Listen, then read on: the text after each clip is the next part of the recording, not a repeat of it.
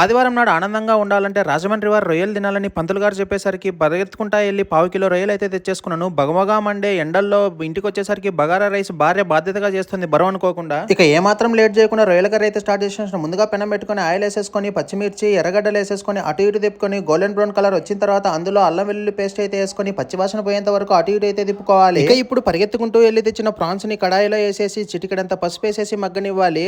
ఎర్రగడ్డ టమోటా పెరిగేసుకొని చిటికలో పేస్ట్ పట్టేసుకొని ఆ తర్వాత ప్రాన్స్లోంచి నీళ్ళన్నీ బయటకు వచ్చిన తర్వాత చిటికెడు ఉప్పు కాసింత కారం వేసుకొని గరం మసాలా కూడా వేసేసుకొని అటు ఇటు తిప్పేసుకుంటే కనుక పచ్చివాసన పోయేంత వరకు ఉంచుకొని ముందుగా పట్టుకున్న పేస్ట్ని అందులో వేసేసుకోవాలి. ఇప్పుడు 15 మినిట్స్ పాటు హై ఫ్లేమ్లో కుక్ చేసేస్తే కనుక ఎంతో టేస్టీగా ఉండే ప్రాన్స్ కర్రీ అయితే రెడీ అయిపోతుంది. ఆ తర్వాత కొద్దిగా ఫ్లేవర్ కోసము కరివేపాకు రెబ్బలు వేసుకుంటే కనుక సెట్ అయిపోతుంది. ఇక ఇప్పుడు వచ్చేసి నీళ్ళ సాంబారు బగారా రైస్ కూడా రెడీ అయిపోయింది. Weekend bagara rice prawns curry cool drink ఇంతకన్నా పర్ఫెక్ట్ కాంబినేషన్ ఏమైనా ఉంటుందా? ఇక టేస్ట్ విషయానికి వస్తే నేను చేసినా అని చెప్పడం కాదు కానీ టేస్ట్ మాత్రం అదిరిపోయింది. ఇక టేస్ట్ బాగుంటే తెలుసుగా చేతులు అయితే ఎత్తేస్తాను. ఇక సాంబారు కూడా ఈరోజు సరిగ్గా కుదురుకుంది. సరే మరి అయితే సబ్స్క్రైబ్ చేస్తే రొయ్యల కర్రీ ఇప్పుడే పంపించేస్తా.